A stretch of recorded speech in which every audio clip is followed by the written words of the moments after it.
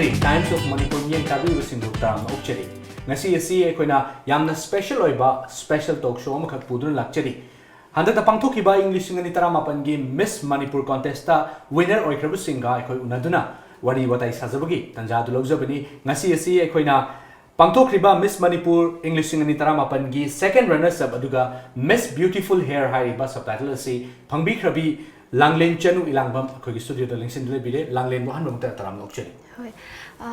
TOMTV bu meeting tabi ba khoi tara bu so ai nai kok nong na khrum jar mafam asida Langlen na matam chan ling birak tuna khoi ga unajana bagi tanja ma pibi bai damakta Langlen bu thagat chari ahan bada lakchani si Langlen si mama ngai dagidi khoi mayam na loina ma khangna ga leirabani khoi tonga tonga hiram kya da mayam na khangna ga leirabani adubo hen na kupsana khangna bagi dama Langlen si kari lam daki no ima babagi ming na kari ko bi bagi habisi matang na matim thakbi ai gi ming Elangbam Langlen Chanu ai hak lamdam lamnung si Elang khan pok bi mamang lekai dagi ni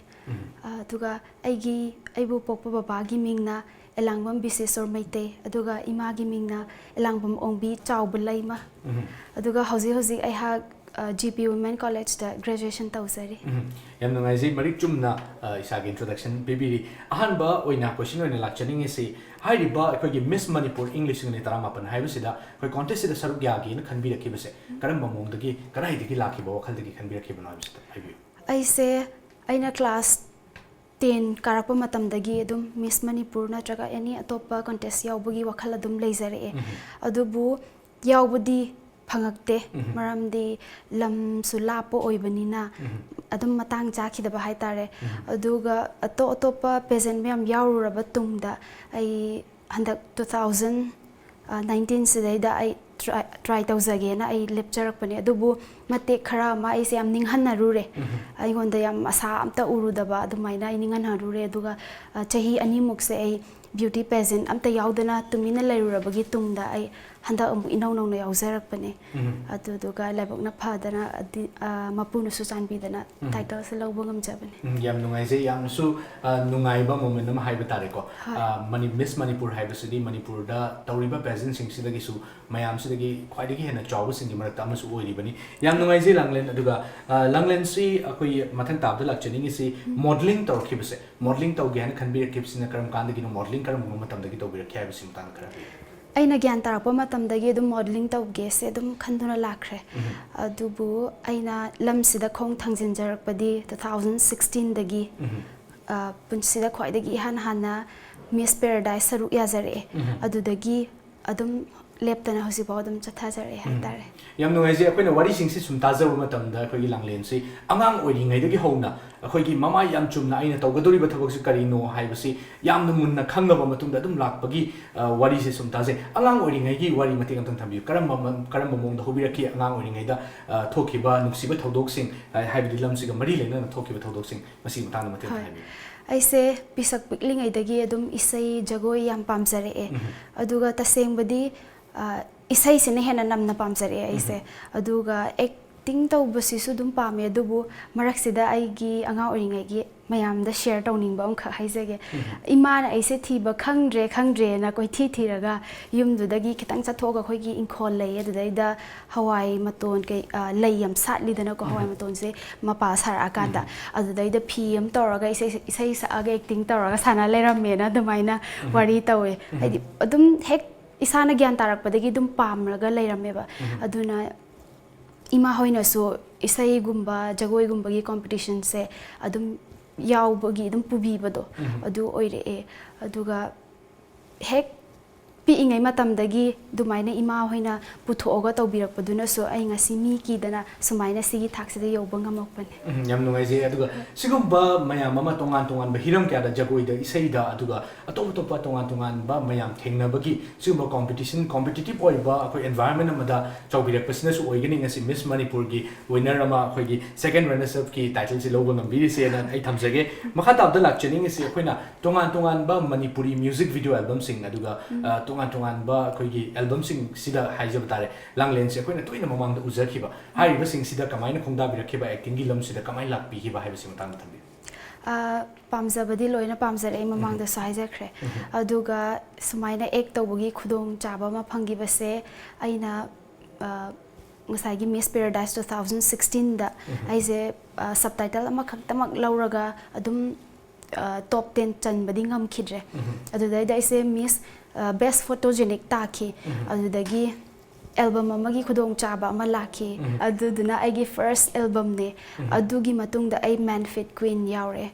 Man Fit Queen 2017 adu yaurabagi tungda ai second runner up tare amuk so ai best photogenic adudagi di da bi maisnam maga da gyanan gana kano ai onda album amagi khudong chaba amuk pire adudagi moina pambase aigi sam sangba aduga maitei gi di sam sangbase maru oidana adudugi nupi da nupi manba yengakpadudaida moina hek yengbada si chap charni haidana tomai tor harakibane do mayamna su pamna bamdi oikre ado imagi su ima patriot song do aigi su favorite song oi ado ngasai gi acting tore sei saklei adagi khoigi ka modeling ki lam sida su changsela aga ngasi Miss Manipur taraiba hai busigi journey si bhobada family members sing sigi akoi imagi adagi pabungi support siri kamain lebi taseng bagi di ahan bada support phang badi natte imada gi natana mama hai sidi machana pambase khangi dana ko adu baba gi side tagi adai atop imung manung pupu hoi bo hoi gi side tagi di phajana phang badi oide adu bo aina class 8 ka ba matamda mayang Imphal da dance competition state level dance competition ama yauzaki adudai da ai se third tazare adagi ima hoi baba hoi adagi ai family leriba mayam singduna angang se namthaba ya roi sidai da ne hena mabukning su luppe sidai ne hena mai pakpado oirani habadudagi ngasi phawada thingbadi pidre haidi hena di support pibado oire adoi taraga su chathok chasin gi problem thokpana maram oiraga nupi su oibanina chatpa matamda kanagumba amana sena bidradi yadabanina Manipur da DM section radi yade aduduna maram oiraga hojik se amumuk hai senabagi matang da su waba ima hoina su akhoi government job tawdana imung nungai phabo oitaragadi amu ima na tra baba ani sigidagi thado ai bu senabiga da bodo dungamba oidabanina adudi thoe adubu marak sidai da aina sigi thak sidai da suk chawkhraba mingthol ama phangba ngambase sigi khwaidagi achauba mapaldi aina khwaidagi nungsijaba aigi friend aigi khudima oibiriba Chelsea no mai kapam mana chauna mateng pangbibadagi aina ngasi sigi thaksida yaurakpani aduna ai ma asuki matik thagachari nai haijari Chelsea na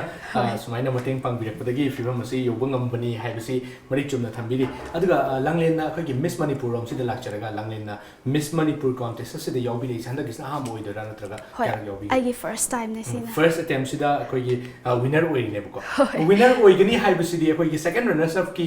khoi title si phangani aduga subtitle oiriba Miss Beautiful Hair phangani haibasi hana wakhal tawbiba expect tawbiba yam nungsiba journey ne Miss Manipur se aina so yam thazadaba ma oiba maramdi ai 2017 da ai contest aduki matik yaur e mai so isorna chanbidana mai adum pakle adubu marak sidai da mioi base adum nangdi 5-3 dagi hendabanina 5-5 yaudabanina natraga ai haidi to pasum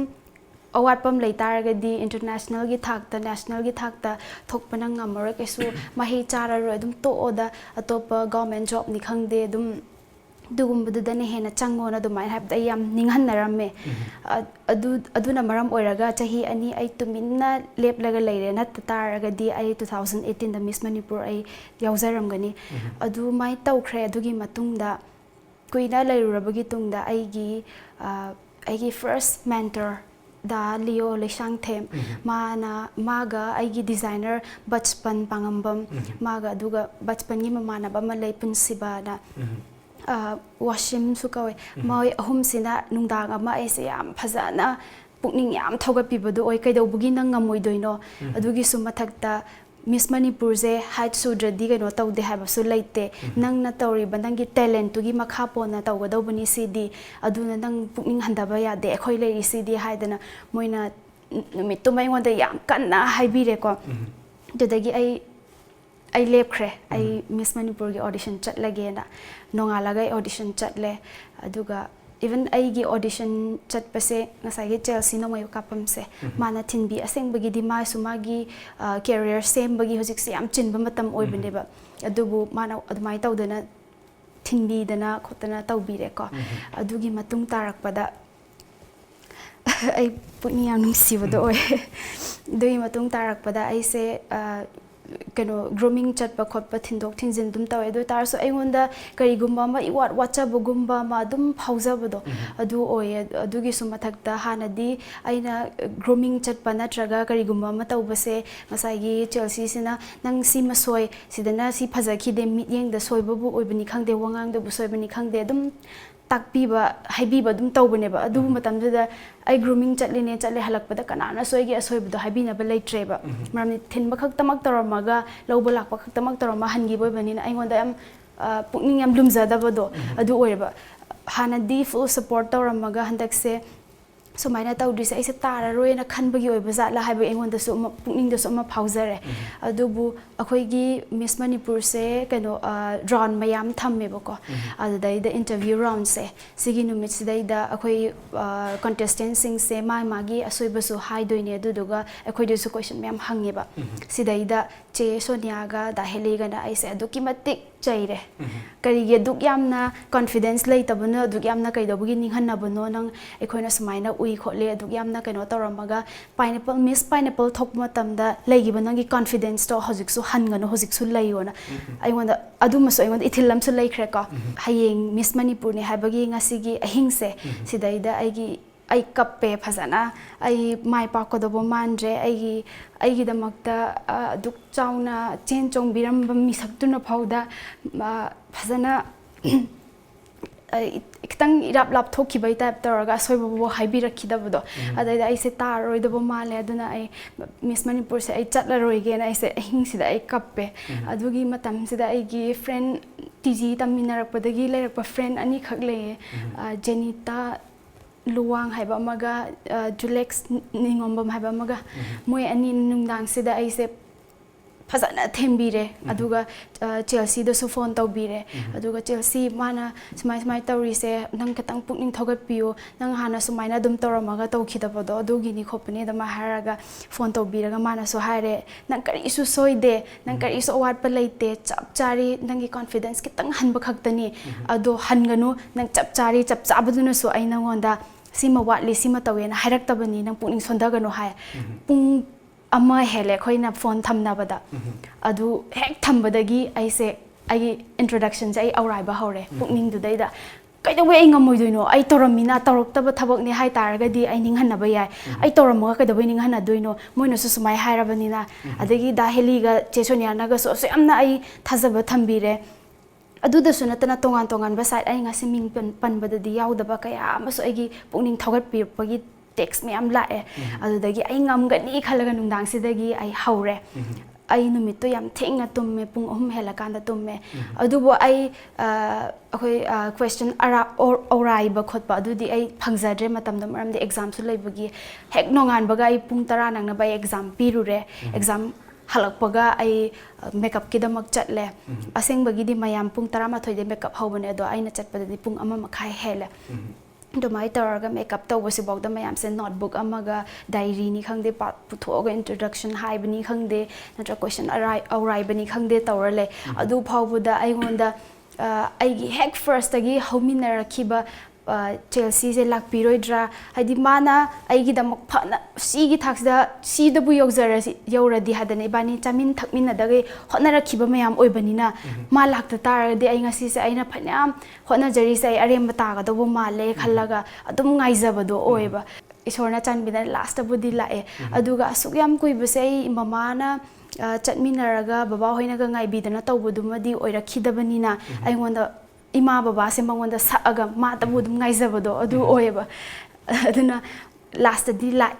du hek lakpadagi di ai confidence adu ki matik wangkreba aingonda thajabada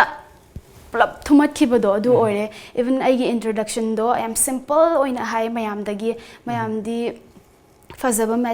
message ni khangde kai ni khangde pi dana khotana tawbado ai gi di pi dre just ai gi leifam ai gi pamjaba khotpa dugumda piraga di oya do tars ai ngonda leiba confidence du di aduki mati ai punsida sugyamna contest yaw raise matam numituna han bane ai adu kyamna kaino yaw confidence legi base aduduna adamai taraga mai pakpase ngambane yang nungaise Langlen gi khoi tentak pa wari sida khoi yauri basi khoi gi maru oiba Langlen da mayam amadi support to bire adugo Langlen gi khoi gi hena reason behind your success hai tare I was Chelsea ni Chelsea leiragadi Langlen na kanabu su ki de hai basi khoi myam pun khangmina gre adugo break am tang lomina si break matung da sagada wari myam leijari yam thunan jarke Lengsin Biraksi Prabhavati Handloom Makhal Kayagi Fee Fanek Fangbiragani Leisabi Yum Palabi Ahal Oiraba Imasingna Setpa Yaba Inba Yaba Phijol Khodimak Fangbiragani Ngasimag Lengsin Birau Prabhavati Handloom Moirangkhom Sogaijam Lerak Natraga Aikhoigi phone number 6909126615 Natraga 70058000023 da contact tobiyu Prabhavati Handloom Moirangkhom Sogaijam Lerak Imphal mayambu break ki matung da mukan taram no chari Langlen makha taw da lakchari ni se khoi ngasai gi contest si yaure matung tunga ba round mayam ma loi ro matung da final khoi gi winner sing law thorak pada isa gi ming law thorak pase isa gi ming se law thorak pa matam da isa da mikup tu da phau gi ba khoi gi wakhal mikup tu da phau gi ba ithil sing do karam ba wakhal lon sing phau gi hab tum tim thambi ai miss beautiful hair ta bagi di isa da thazaba leize haidi ai sim di compulsory lower kan habse maram di contestant sing du su sam so yam batele hoi sam sang bangak tab da budi loba natte do taraga so ai gi sam se khut sem gi oiba pot amta ai keno shina de hatai hoi shampoo budi shinai ko aduna tabada topa kai han ba pot amta shina da bani na masagi oina wet yam leiba khop adugumba oiba ko aduna ai thazabadi yam leize aduga ai top 6 se kaukhat lamdai sidai das hoi stair se kakhat na ai gi ming sidai ni ngasi phangiba crown se mit se sang uiba ko kari gi no ai gi match da winner gi crown di udraga second runner sub ki je dum uri se kai do khalle ba ko aduga kakhatle aduga law thorpa matamda second runner sub law dubo ai ke ta khanjan de matam se wakhal se pura inak ta leita bai tap taweba aduga Elangbam Langlen Chanu na ai law thorak pasidai da ai gi han ai match da uba se crown sa na ude ai gi ngasai support to bir khiba mayam se bawam ta oina urak pa dai match dai da Chelsea na harau gi ba matamam da ai gi pineapple taba matam na mana backstage ta chongaga harau gi ba do ai gi mit mang je ui ba ngak tang di ma sa thibam khangdre ko mayam marak si da doi tar sum mit si da uza ba do adu su mathak ta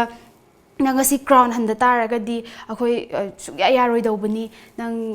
amadi lawdaba yadabani khotabani nang chap chana nang wanda dugi gun chen bani khotpani habagi legi baduna maram oraga ai wanda thazaba mayam leibani na amadi lawni haba khang taraga su hatang dugi di wakhal se pra mang khreba isa inak ta leita bai tap taw greba adu law thor e moi mayam se mit ta sang na ure adu du ka crown hok crown je lup se pi ringai timing se da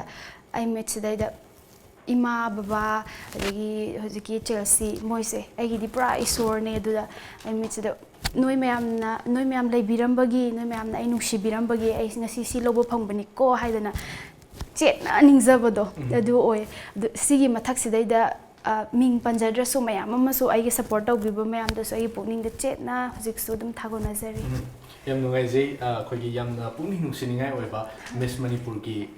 Manipur fawgi journey se yam pukning nungsiningai oiba wari ni share to bi se yam nungai je aduga ngasai gi mamang da kitang chakha charga hai tare Miss Manipur se yauna na hona bada hona birakhiba thengna bi khiba wa basing kari lebi mati am ta hai bi aise yumsu khungang dai su oire ko duga yumsu yam nungai ba imung ge phanungai ba imung di oide du bo aina pamjari ba lambi sna maram oiraga ai fijet leite mayam na chatnari ba dugi mong da set na ba chana ba di hotna je adoi taraga su kai hen ba di ai tawjade aduga si marak sida ai gi awa ba hai ba bu ngasa ai gi audition di chatlani form gi paisa ichena puthokpi aduna taba dongan ba khoi gi registration gi paisa se ayum da gi haiba ngamdre ba ko ai kamai taw sigi baba ma da so haiba ngamdre la do baina khalle duga kaina thang da di ngasai gi ming oina panjarage ai gi marup yam nungsiba marup sarjubala adegi ai gi ibung manjit sarang them adegi da Leo Leisang them makhoi mayam how tawbiraga aigi damakta hona bire adugi su mathakta aigi friend childhood friend Sibuchan Yumnam haiba maga Momo Maring haiba maga moi mari mangasna aigidamagta pulap puthokpiraaga dumai taraga hotnaki Hojikti akoi crown se fange second runners up ki crown se fange ado high riba crown se fang bai base miyam gi figure mo ga doini yam chawbu responsibility ma kokta thangalapga chapmani hejeri high riba titles ki kuthang da miyam gi damakta samas gi damakta kari kari thabak thorom sing di tawgena khanbi crown se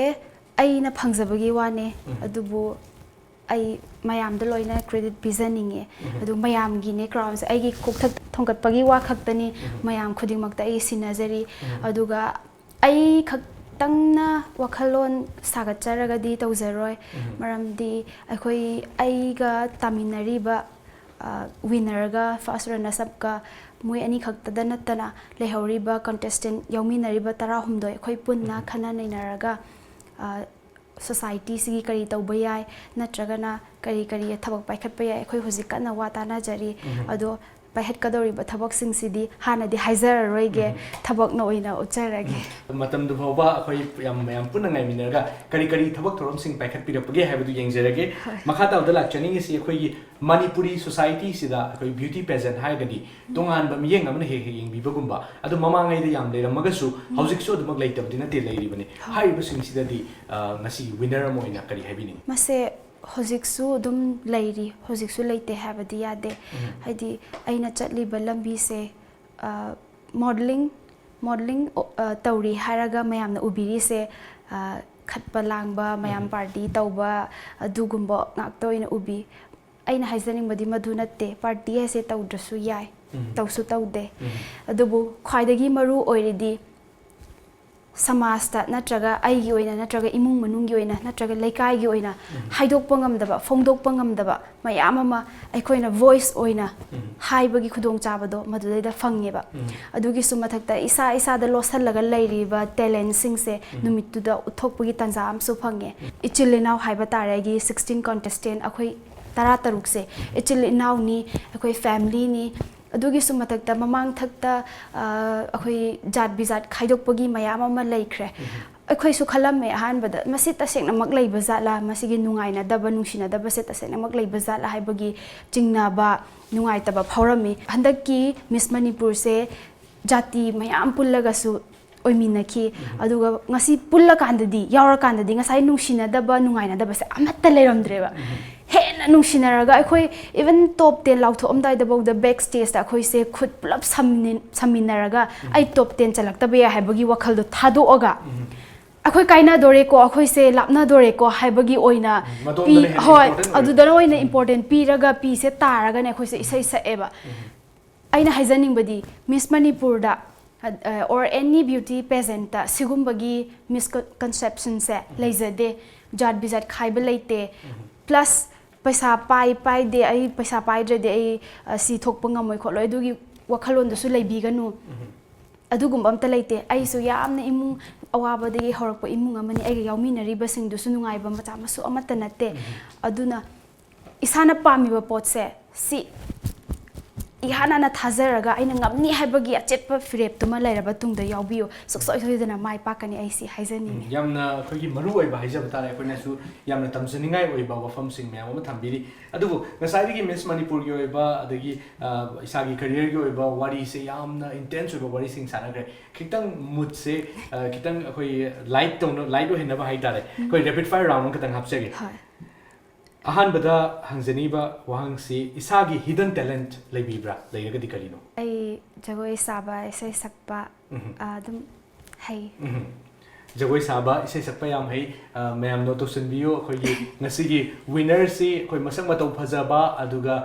chung firan chabada natana khoi ngasi winner am oiraga su khoi isai sakpa jagoi saba su yam phajana hai haibse takpiri aduga isagi dream job haiba tare isana tongning ba thabak isana masi thabak sima toragadi yare na khanjaba aduguma thabak sing lebibra ai se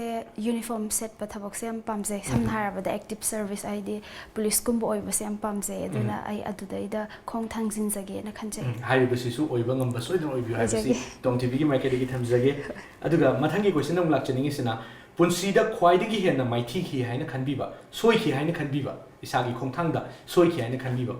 karamba khongthang yawi Miss Ogri 2018 ai saruk yaze duki matik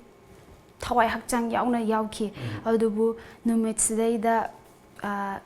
Chelsea se masayam kanna ngamdabagi ma lakhide aingonda haidokhide kai maramgi lakhidabano habasu ma nungai roi habagi haidoroktabane adubu kona khangasu nghaktang dugidi khangdabanina aingonda aigidi ima ipa iche khuding mamonda saibanina ma ma laktaba matamda aduki matik thawai nungai khide numitto ai top 10 challaga ai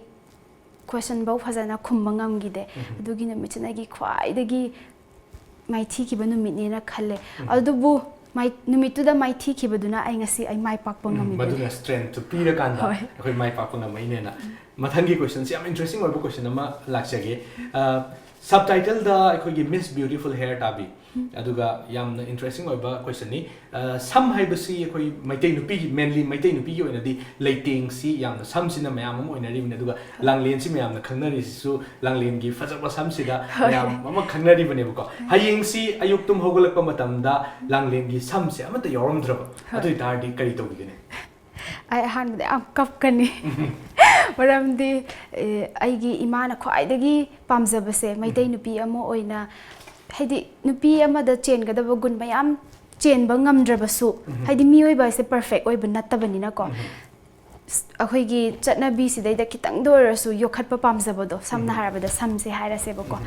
si mana yam pamjaiba aduduna imana pamjaba pot amasu mangamani aduna yamdi kapkani adoi taraga ay amka su khakani mo yam so kani adu amuka su khakani yam nungai se aibadi akoi isagi thajaba self confidence handana dumuk leigani habibani aduga ngasai dagi akoi na wari sanajar pa matam sida akoi langlen si jagoi sabasu yam pamina takpi isai sakbasu yam pamina haibi adugu ngasai dagi ni isai amtang request tawjadri basi ai haiba question sigi damakta ai khakaga thamjabadi aroi boina akoi thoram sigi aroi ba question haijara rai request haijage isai amtang khudol tambi manje nangbu tabara hayo no ja thamoy paudam se manje nangbu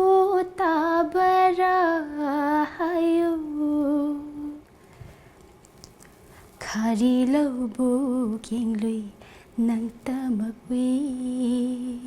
loi jing loi aing lui nang tamakwi yam nuai sei langlen akoi sei su yam phajana khudol tambirami aduga chilaba matam kya kai thokpiraga akoi studio lengbira tunai khoiga wari watai sanabagi tanjam pibi baidamata haningai tan thagat phongdok cheri asi dongta akoi gi TOMTV ki mai kai degi khudol simata langlen da bizet thagat cheri aibo kaubira pagi damak ta sa haningai leitana thagat cheri mathangi episode sing da koina tonga tonga ba guest sing puduna lakchage ngasi gi damak tadi haiba thoramasi matang asida lotion jage yengbini ba khwai kibik tagi kaina na ba thani jeri pina biles